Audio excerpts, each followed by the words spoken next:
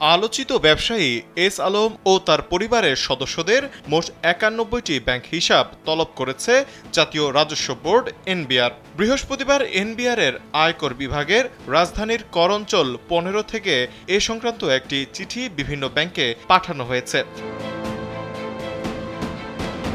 সূত্রে জানা গেছে, এস আলম ওরফে সাইফুল আলমের স্ত্রী ফারজানা পারভিন, মা চেমনারা বেগম এবং ভাই আব্দুল্লাহ হাসানের ব্যাংক হিসাব তলব করা হয়েছে। পাশাপাশি তাদের পিতা মাতা, স্ত্রী, ছেলে মেয়ে বা বোনের যৌথ নামে অথবা ব্যবসা প্রতিষ্ঠানের নামে থাকা ব্যাংক হিসেবের তথ্য তলব করা হয়েছে।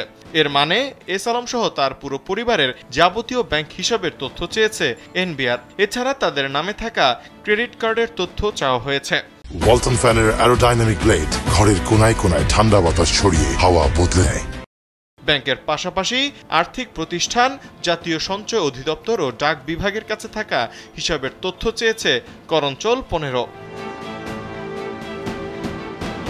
এস আলম ও তার পরিবারের বিরুদ্ধে গত এক দশকে ব্যাংক দখল, অর্থ পাচার সহ ক্ষমতার অপব্যবহারের নানা অভিযোগ রয়েছে। তার মধ্যে নামে বেনামে দেশের শীর্ষ বেসরকারি ব্যাংক ইসলামী ব্যাংক থেকে প্রায় ৫০,০০০ কোটি টাকা বের করে নিয়েছে আওয়ামী লীগ সরকারের ঘনিষ্ঠ এস আলম গ্রুপ।